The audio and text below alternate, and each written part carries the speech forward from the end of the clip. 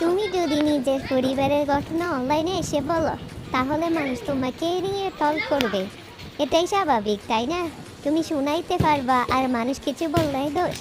যাই হোক, তোমার তো উচিত যে তোমার ভাই আর ভাইয়ের বউ তারা দিন শেষে কিন্তু তোমারই আপনজন। এখন যাদের বদনামি করে বেড়াচ্ছ, যাদেরকে সমাজে ছোট করছো, তোমার কিছু হলে কিন্তু তারাই সবার আগে দেখতে আসবে।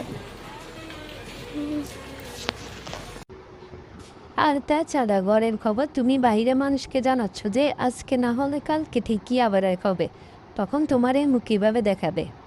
আমরা ননাসরাই এমন ভাইয়ের বইয়ের ভালো দেখতে পারি না।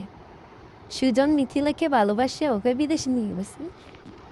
মিথিলাকে দামি দামি গিফট দেয়, এটা তো তার অধিকার। স্বামীর এইসব পাওয়া পাওয়া তাতে তোমরা এত হিংসা কেন করো? মিথিলার মতোই আমার জীবনটাই। শ্বশুর শাশুড়ির জন্য যতই করি না কেন, একটু নির্বিষ হলে তাদের আর বদনামি শেষ থাকে না। 10 দিনে সুনাম একদিনে চলে যায়। আর জামাই লগে তো একটু হাসি খুশি হয়ে চলতেও পারি না, সেটা করে নাকি তাদের ছেলেকে পাগল বানায়। আর যাই হোক, তোমরা তোমরা ননাসরা ভাইয়ের বউকে দোষ দেওয়ার আগে নিজের ভাইকে ঠিক করবা।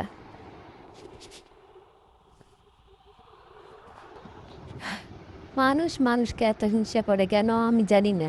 একটা মেয়ে বিয়ের পর কত কত স্বপ্ন নিয়ে আসছে শ্বশুর বাড়িতে, যে কত নিজের নিজের মতো একটা সংসার হবে, নিজে অনেক সুন্দর করে গুছিয়ে রাখবে তার সংসারটাকে, সবাইকে নিয়ে মিলেমিশে থাকবে। কিন্তু কিছু কিছু কুটনি নন্যাসের কারণে শ্বশুর শাশুড়িও খারাপ হয়ে যায়, আর বউ তাদের তাদের কাছে আর ভালো থাকে না, বউকেও তারা খারাপ বানিয়ে দেয়।